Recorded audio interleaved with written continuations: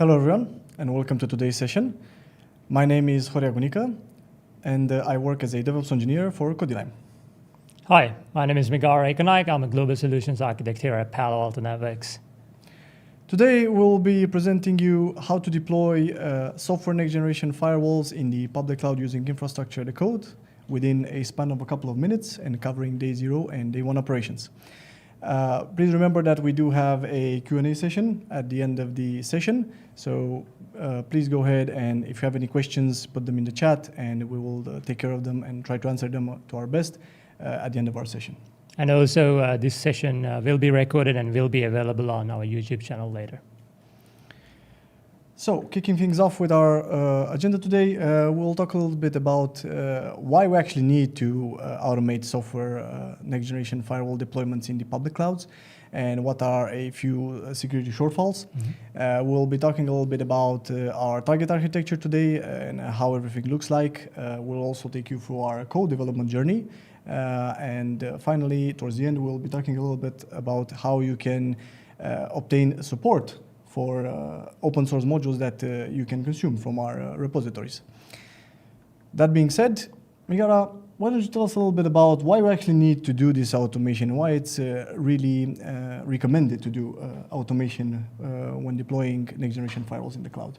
Thank you, Jorge. To talk a little bit about why this is so important, right? We need to look at the whole end-to-end development lifecycle. On the left-hand side, you got the application or development teams. These teams are essentially guided by DevOps principles. These teams use the latest and greatest CI/CD tooling, right? From writing code all the way to building, testing, and publishing their artifacts. However, when it comes to publishing these, essentially there is a manual handoff process to network security team. Usually these network security teams are spread thin. It's extremely difficult to automate things end to end. Even though you might have some network teams doing some sort of automation, these are essentially scripted deployments. They're not end-to-end deployments, right? So it's really important not to be a blocker, to be an enabler, to have some sort of end-to-end automation. That's what we're essentially going to discuss throughout this webinar. So to automate things, to kick things off, infrastructure as code, a very popular concept amongst developers. Today, specifically, we are going to look at Terraform, one of the ways you can do infrastructure as code. There are key benefits that we want to highlight, why you should really care about these things, right? The first and foremost, most closest one to the heart is the repeatability. Teams need to have their reference architectures scanned as Terraform modules, so I can pull it off my tool pack and I'm able to rinse and repeat anytime I want across any environment, any cloud environment I want. This is a great benefit. And we talked about codifying infrastructure. So essentially you're translating your network security architecture into code, essentially turning this into a piece of software. Now you can go and commit this code into a version control system such as Git. Essentially you're benefiting from all the out-of-box Git features. Now you can use commits, you can use pull requests to collaborate, version control, all that kind of nice stuff. And we talked about Terraform and infrastructure as code. One of the key aspects of this is having declarative infrastructure. Essentially what that means is you essentially define your desired state as code, right? You don't necessarily say these are the steps I need to execute. You essentially define this is the state I want to be my infrastructure at. And the auditability. If you're an organization, perhaps you want to be SOC 2 compliant, right? Even you can build that into your Git process. You can find out why this change has been done, at what time, by whom, right? So these are some of the key benefits. So Jorge, why don't you walk us through what we're going to deploy today? Certainly, Megara, thank you. Thank you for that great introduction. So this is the target infrastructure that we are going to try and deploy today. We are talking about a multi-region active-active design. In a sense, we have 2 regions within our GCP project. It's a greenfield environment. Within each region, we have 2 pairs of VM series firewalls. Each pair has its own role One pair is dedicated for handling inbound traffic coming from our global HTTP load balancer, and the other pair is dedicated for handling outside and east-west traffic via the internal load balancers. We have, for each of the pairs, we have an untrust and a trust VPC that they are attached to. These, in essence, are mapped to the outside and inside zones, as they are commonly known. Mm-hmm. And then we have some peerings between the trust VPCs and the spoke VPCs. Usually in these spoke VPCs, you have your infrastructure in the public cloud that you actually want to protect, like web servers, databases, and so on and so forth.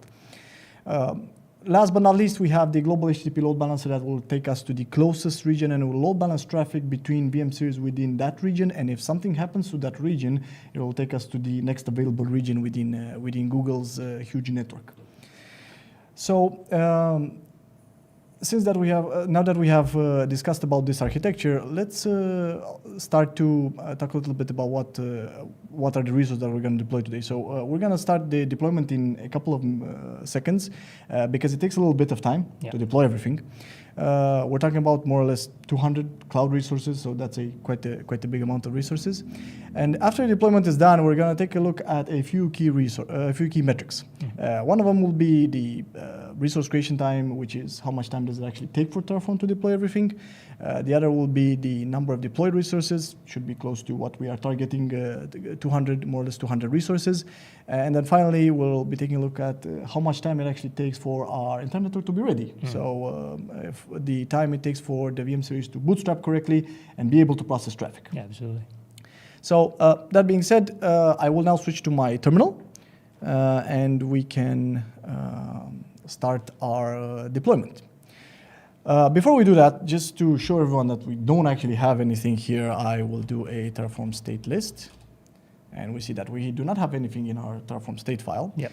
And if I go to our console here in Google, for example, if we take a look at our VM series, at our VM instances within the project, we see that we have nothing over here. So it's a greenfield bare bones deployment. So this is an empty account. There's no resources deployed at all. Exactly. No resources deployed at all. It's an, let's say, empty project with default settings, let's say. So I will now start the deployment. I'm just using a little bit different command in here. The Terraform apply with autoproof for people that use Terraform. It's well known. What I'm appending to that is a small bash script that will count the time for how much it takes for the VM series to bootstrap correctly. So once that time is finished, we have a good indicator that our infrastructure is deployed and the web servers are reachable securely via our VM series. So let's start that. Okay, so everything has started deploying in the background. So while that is going on, let's talk a little bit about the code that we have developed here, and let's say the cloud, the code development journey, right? In essence, today in our demo, Terraform is doing all of the deployment and all of the implementation, in this case, of the entire resources within Google. We're deploying VPC, subnets, we're deploying the internal and external load balancers. We're also deploying the compute engines, which are basically virtual machines within Google. We are, in this case, we're talking about the firewalls and the Linux VMs themselves, which are used for testing. And then finally, we have some storage buckets, which are used for bootstrapping. And then finally, some service accounts, which are used to parameterize the roles, not for a compute instance, for example, to have too many roles within the project. The only external dependency we have here, because everything is run locally from your terminal, you can, of course, run this from a CI/CD pipeline, of course, everything is possible. But in this case, the only external dependency that we have is that we are grabbing the Terraform modules that we have developed and that we are maintaining from the Palo Alto Networks organization in our specific demo from the Terraform Google VM series module, because we are providing this for multiple public cloud environments. And then Terraform from our local terminal will just go ahead and do the necessary API calls to Google in order to deploy everything, which is actually doing right now behind the scenes. let's talk a little bit about the modules themselves. They are very flexible. They have a high flexibility. We expose all of the necessary options to our consumers and to our developers, and you can basically take those as inputs to your code and then parameterize your infrastructure the way you want to. You can easily tear down instances of resources and spin up new ones in a matter of minutes, as we will see ourselves in today's demo. Also, we have ready-to-go examples. You can take one of these examples right off the shelf and then build upon it, because they are mapped actually to the reference architectures from Palo Alto networks, correct? Yeah. And then we have everything developed with security in mind. We strive to bring the best security practices within our code. One simple example here is that we deny the user to actually use a simple password when deploying VM series, the firewalls within GCP, and we are forcing the user to use SSH keys, which is a best practice security measure. So essentially, you're guaranteeing, even if somebody take the examples as is, if you deploy that into a production environment, we don't guarantee, but provide some reassurance you won't be exposed, right? Exactly. Our best effort is to minimize those risks. Exactly. You take them off the shelf, but you can rest assured that they are not without any security countermeasures, let's say. We are doing our best to implement best practice security measures within the examples as well, not just within the modules. Yeah. And finally, our last point here is that we have, since we are using modules, we are abstracting a lot of the complexity of the code. And it's our job to present to the user a very easy way of consuming the module without having to worry about all of the intricacies and complexities that are going on within the module itself. Yeah. So I didn't mention that we have these modules within GitHub, right, for all the public clouds. And there's a lot of things that we do behind the scenes within GitHub. So Miguel, if you could please explain to us a little bit how this code development process looks like within GitHub. Yeah, absolutely. So you touch base on the code is available on GitHub, right? So it's important to highlight this software or Terraform modules are available as open source under MIT license. So if you want, you can go check it out today and integrate this software in your pipelines and start using today. So when it's published as open source software, we as an organization, we wanted to make sure this is quality software that we are maintaining regularly and also adhering to industry best standards, right? What other open source projects doing to be a successful project. So we wanted to make sure that we are shipping quality software. So to that end, we are putting some guardrails or things that we wanted to make sure that we are hitting to achieve those standards. We talked about infrastructure as code. One of the things to be aware of is once you start defining your network infrastructure as code, you're essentially opening up a new attack vector. Now you're defining your infrastructure as code. If an attacker wants to change something in the code, right?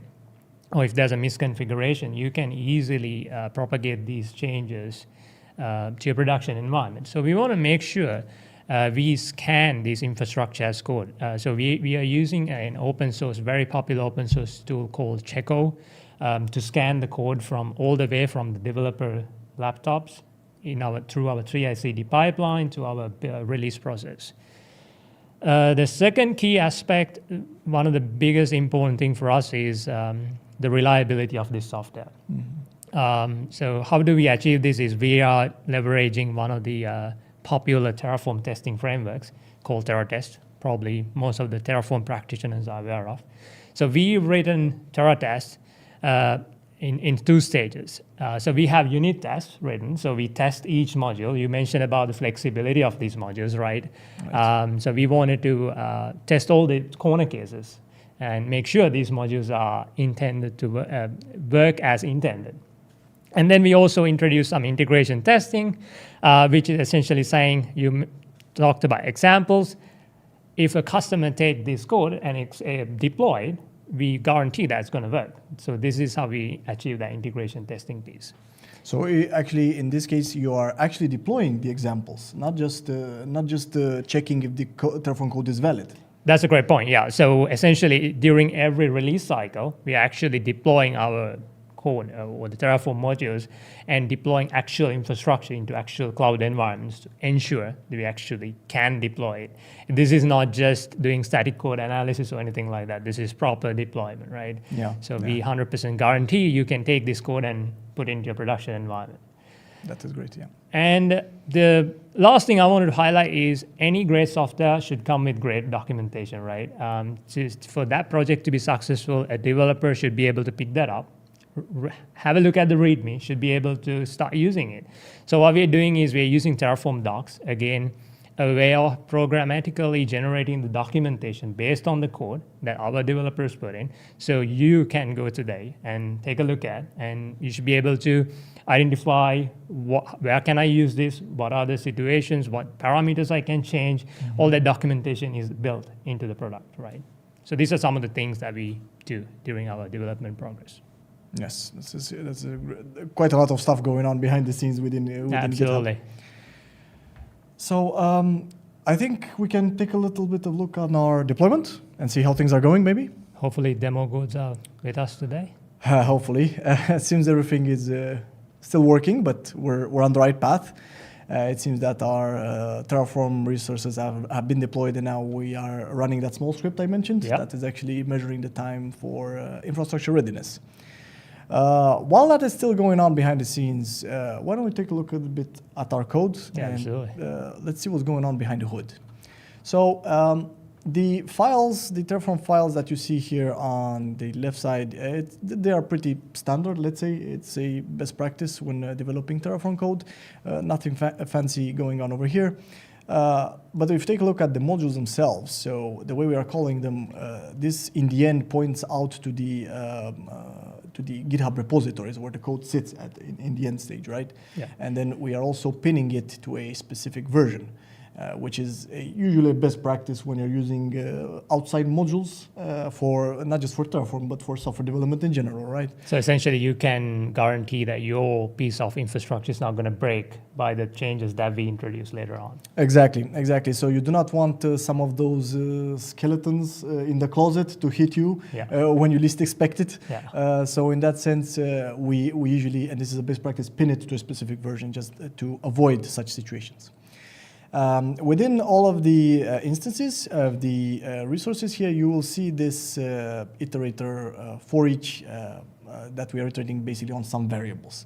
And what we are actually doing, we'll show you in a moment in the TFVars file, we are using map structure types, or let's say dictionaries, key value pairs, to be more exact, in order to flexibly spin up and tear down resources, and everything being controlled from the TFVars file, which means that you don't actually have to come back here to the main TF file and bother with all of the complex code that is going on in here, because this is more complex code, let's say.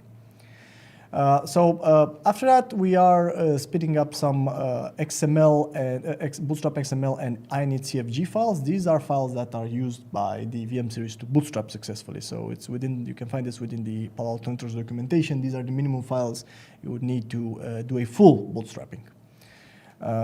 And the way that we do this is that we parameterize these files dynamically based on some files which are based on some variables which are also in the TFVars file. What this means is that if you want to spin up a new firewall, you do not have to manually go to the one of the XML files. If we take a short look at one of them, there is a lot of configuration here, right? Yeah. So you can really break something if you're not careful, or you might parameterize it the wrong way. Yeah. So the way we automate this by building these files and by building these all of these configuration based on the TFVars file assures you that you are delivering some good quality and, let's say, working files that you can use in the bootstrap process. So essentially you're templatizing one of the Palo configs using these variables. Exactly, and you can parameterize as much as you want from those configuration files. In this case, we're just parameterizing things like what is your default gateway, what is your protected subnets within GCP, so on and so forth. But you can go very far with this. You can, it's very flexible. After that, we are spinning up the Bootstrap module, which actually spins up Google storage buckets. I see. And then we upload the previously mentioned files into the storage bucket so that the VM series can consume it within the Bootstrap process. Following, we have the VPC configuration and the VPC peering configuration. This is the networking part of the cloud, let's say, I see. in which you spin up the VPC network, the subnets associated with the VM series, and also with our test VMs in this case, and also do the necessary peerings to obtain end-to-end connectivity, so both the east-west and north-south connectivity. Another small part of the networking part is just a small resource. This is a resource direct, is not necessarily a module because it's very simplified. Because we do need a default route to point the traffic to our internal load balancer, which then sends the traffic to our VM series in order not to go straight to the internet and not be protected. Then we come to our most, let's say, complex part of the main TF code. This is the configuration and parameterization of the VM series themselves. We have quite a lot of settings here, but there is a reason for that. And the reason is that we want to give the our clients, the possibility to parameterize the firewall as much as they want. And this is why we are exposing all of these options to them. After that, we are going to deploy a couple of Linux VMs in which we are pushing some metadata script to have those web servers that I mentioned initially, just to be able to test our incoming traffic. Yeah. And we go to the final part of the main TF file, which is the internal load balancer. And then we also have the external load balancer, which are giving us the high availability that we have discussed about, which is one of the let's say, key advantages and requirements when you're talking about cloud infrastructure, right? This is one of the way of deploying reference architecture, right? This could be different, but this is one of the ways. Exactly. This is one of the ways. We're using a deployment here called dedicated inbound, but we're just deploying it in two distinct regions. So this is as well mapped to one of our reference architectures. So yeah, as you mentioned, this is just one of the ways. We have ready-to-go examples with other types of reference architectures that you can consume right out of the box. That being said, if we look a little bit on our TFVARs file, which I mentioned that this is the file that you actually can use to parameterize everything and you control everything from here, you see that everything looks like a map if we're talking about Terraform, or let's say a dictionary if we're talking about other programming languages. Then you can pretty easily take one of these instances, because here we're looking at service accounts, for example. And if I want to have another service account, I can just copy paste this in, do a comma over here, hit enter, paste it in, modify the key with a unique name, parameterize it the way I want, and that's it. You do a Terraform apply, and you're done. It's extremely simple. Yes, exactly. It's very simple and flexible. Yeah. The main advantage is that I do not need to touch the main TF file at all. So I just spin up another instance in that list of maps, and that's it. So just to summarize, so if you're just starting out, you don't have to worry about main TF at all. You literally clone one of the examples that we mentioned on GitHub, and you can literally control your entire reference architecture through this file. Exactly. You don't need to do any complex configuration, at least at the beginning, right? Before you familiarize yourself a little bit with the architecture and with the code itself. If you want to just scale out, you just go ahead, use the existing example, modify it a little bit, which is pretty self-explanatory and obvious, I would say. And then you can scale your infrastructure pretty easily. So I will take that part out for the moment. Here we have the VPC network configuration. As you can see, it's quite readable. We also have the capability of reading from some brownfield environment. Here we are creating everything, but you have some existing environment.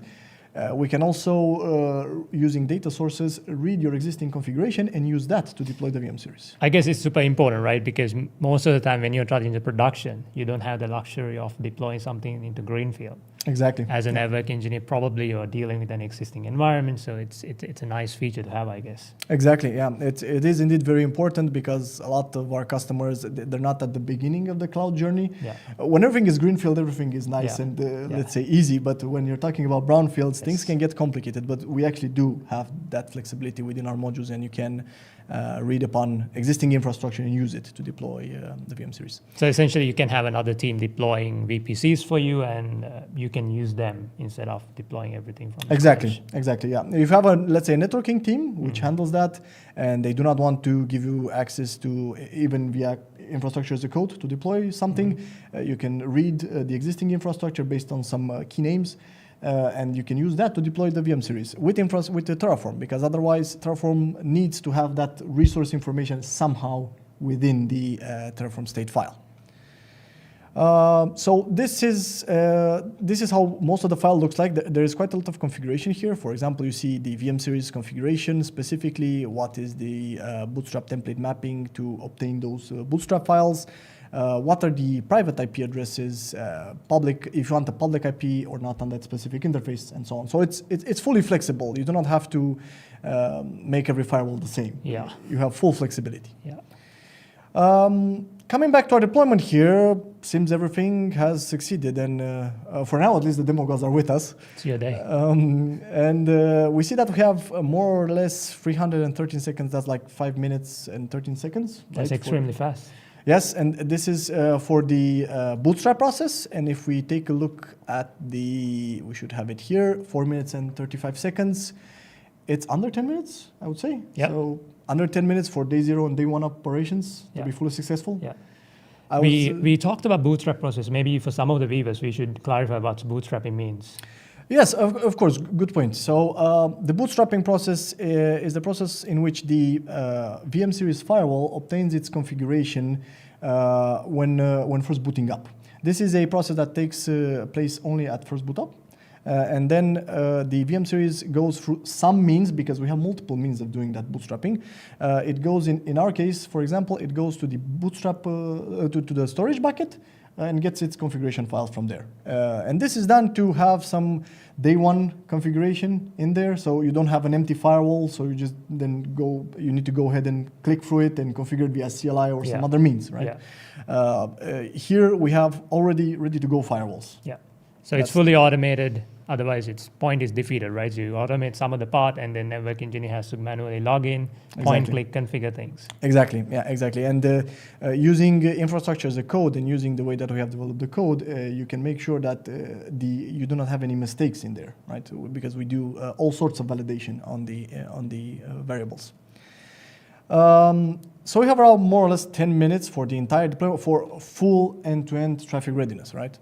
And we see, okay, we lied to you a little bit. We did deploy 199 resources, not 200. But the main idea is that you can easily spin up a couple of more in like seconds, right? I would say it's still pretty impressive for 199 resources, right? If somebody's watching and they can't do this in less than 10 minutes, they should reach out. Yeah, of course.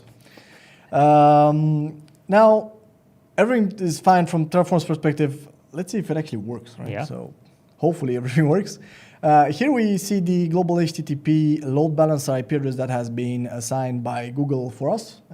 It's a reserved IP address, so it's not dynamic or anything like that. It's reserved dynamically in your first deployment, but then the Terraform code actually reserves it within the VPC configuration. So if we take that and go back to our browser over here, and then if we take a look at this one and paste it in, and let me just zoom that in a little bit, we see that we have successfully reached the web server in region 2. We're in region 2 probably because Google considered that it's the closest one to our current physical location. Yeah. And we see that we have reached web server 1, which is in US East 4B zone. So the region is US East 4B in this case. So now we are going for one of the VM series, right? So if we do a couple of refreshes, okay, that worked from the first try. We have region 2, web server 2. Why did I say from the first try? Because it's a load balancing algorithm and hashing going in the back end. So it's depending on your luck, how on what server. you actually land, right? But the main idea is that we do have traffic working for our infrastructure, and this traffic is secured and protected by our VM series firewalls. Yeah. And it actually, and the load balancer also works as well. So the code successfully deployed everything.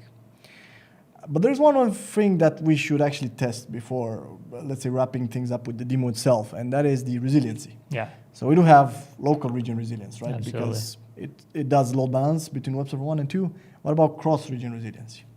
So we can test that in a couple of ways, but since we have Terraform infrastructure as a code at our hands, let's make a use of that and try this out. So if we go to our TFVars file over here, and if we scroll down a little bit to the Linux VMs that we have, over here, this is a list of multiple maps here, right? So I can just go ahead and comment these two out. Save the file. I don't want to delete them all together because maybe I want to spin them back up after the test is done, right? Essentially what you done there was updating the desired state. Exactly, yeah. And it's Terraform job to take us from the current state that we have to the desired state. So it's going to do all of the necessary computation and differences and say, okay, I see that you want to get to this state. These are the minimum number of changes to take you from your current state to the desired state. And let's see if it actually is going to do that for us. If we do a Terraform apply, I will just do a refresh equals false here, which actually doesn't do any refresh on the current resources because for sure nothing has changed until since we last deployed them. It saves us a bit of time. Yeah, don't do this in your production environment, by the way. Yeah, don't do this. And as well, as you saw, we have an HTTP load balancer. Never do this in production. It's just for demo purposes, okay? Use HTTPS as well in that case. So we do see here that Terraform has successfully detected our changes, and he says that, okay, you want me to destroy, I need to destroy 2 resources if you want to get to the desired state, right? And from the outputs that we are outputting, we were previously outputting their private IP addresses, it's saying, okay, I'm going to also take out those outputs because you're not going to use them anymore, right? Because the resources will be destroyed. So I will just go ahead and do that. So while this is destroying stuff, if somebody were to manually do this, right? So there are a few things you have to consider. You have to think about the dependencies. And if I delete this VM, what else is depending on these things? And am I going to destroy something else? There's a lot of questions you need to answer, right? Yeah. So essentially doing this infrastructure as code where you're essentially telling Terraform, go and figure it out. Exactly, yeah. Exactly, and it's Terraform, also the modules that we have developed that are taking care of all these dependencies. And as you said, there are situations in which, especially if you're a beginner in that area, or you have, let's say, a lot of infrastructure, you need to think about: do I destroy can I destroy the VMs without destroying the load balancer first? Because the load balancer is pointing to the VM instances. Yeah. Can I destroy the VPC without destroying the instances, and so on? And this is something really great because Terraform and the modules that we have developed take care of all of these questions and issues for you. And you do not have to worry about them. You need to only have to worry about how you create the resources, not how you destroy them, which is a huge advantage. So everything seems to have applied. If we scroll up a little bit over here, we see that 2 resources were destroyed and the apply is complete. We still have a lot of output. By the way, this output is customizable and configurable within Terraform, and it's actually a very good way to document your changes in your infrastructure. You can just take this right out of here, put it into an acceptance document, and you have a pretty good view on what was deployed and what are your IP addresses, your instances, and you can output a lot of things here from our modules and from Terraform. So let's see if our cross-region resilience is actually working. So if I hit this button of refresh, I shouldn't see region 2 anymore here. No matter if it's server 1 or 2, we should see region 1. So let's see. Okay, everything was working. So we now see region 1. We're landing on web server 2. And we have landed on US East 1, which is the, let's say, further away region compared to our current location than US East 4 was. And as well, if you do a couple of refreshes in here, you saw that we also land on web server 1. So it seems that everything worked out good from a deployment perspective. This is amazing. Yes, and we've done it in a span of minutes. Yeah, absolutely. Trying to do this manually, it could take you days. Even if you remember that you can also clean up everything using Terraform. So once we are done here, for example, if you want to clean up everything or you're just doing some POCs, you can just do Terraform destroy. Everything is gone. You can start from scratch. Imagine that you need to do this in a manual manner. You forgot to delete the VPCs. You forgot to delete the firewall rules. You have all those hanging resources in there, which is an issue to security at the end of the day. Okay, so that being said, we've talked a little bit about all of these modules, but when we're talking about bigger clients, Migara, like big enterprises or maybe even service providers, usually they are interested not in just consuming open source code, but also having some support for the, let's say, products that they are purchasing or implementing in their infrastructure. Because we're talking about open source here, so you just pick it and start using it. But can these clients benefit somehow from some support? Yeah, absolutely. Before we talk about the enterprise support, I just wanted to highlight some of the things we've been doing in the recent months, right? Orchestration Hub, that's something we published recently. This is your one-stop automation shop. If you want to find out about automation assets like Terraform that we discussed today, right? So in terms of Terraform, you can go here, find out all the reference architectures available today. There's some great documentation. You should read through them and understand what suits your environment the best, and then trialing out those. And on top of that, we talked about open source. We recently surpassed 100,000 downloads across these modules, which is a testament that customers find this useful. Yeah, that's a lot. And one of the common asks we had from the field is, right, we integrate your open source software into our pipelines. Now you have become an integral part in our environment.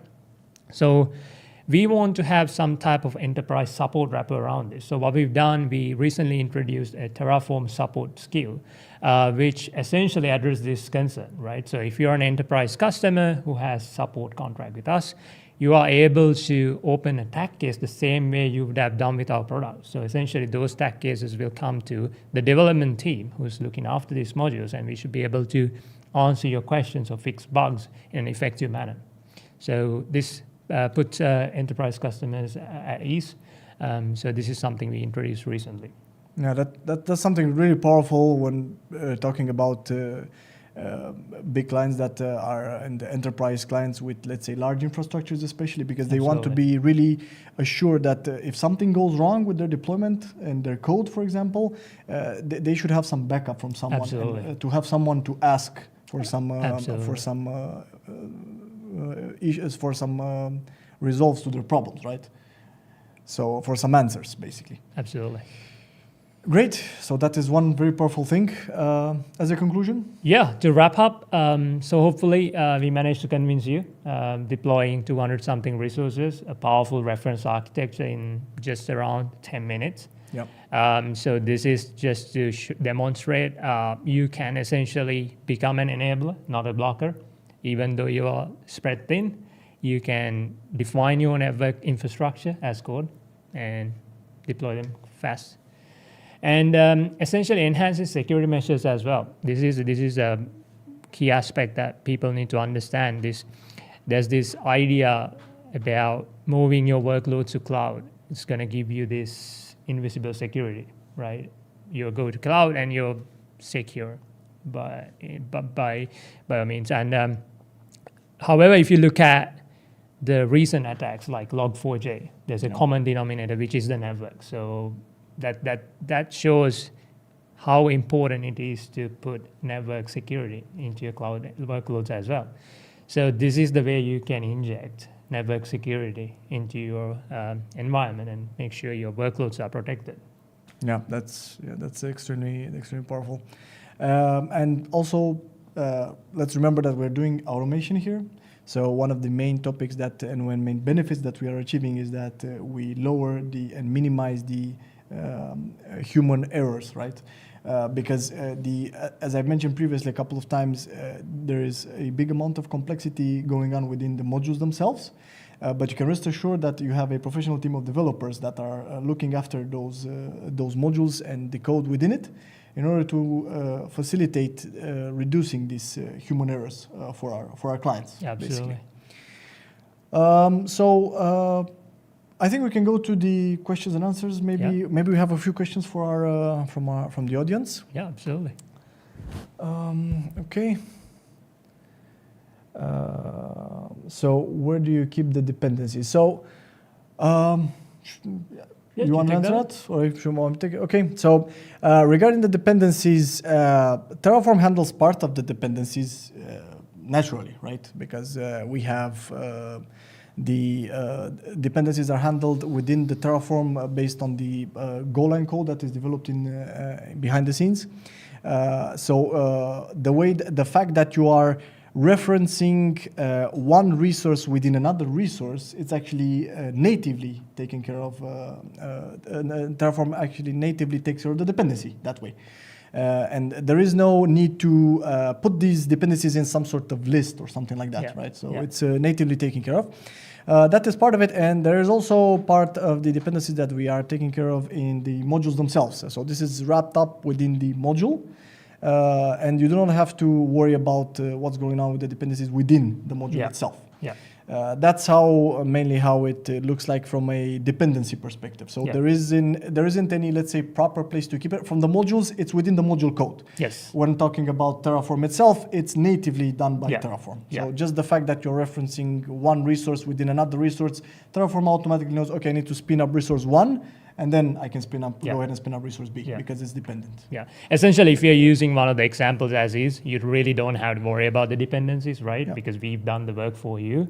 But if you are an advanced user and manipulating that main tier file, that might be one of the places you want to really think about the dependency aspect, right? Exactly. Yeah. So I hope we answered that question. Let's see if we have another question here. So we have, can developers from outside contribute to the code? I think that's a great question. Migara, would you like to have a few words about that? No, that's a great question, right? Like I mentioned, we truly care about open source software here.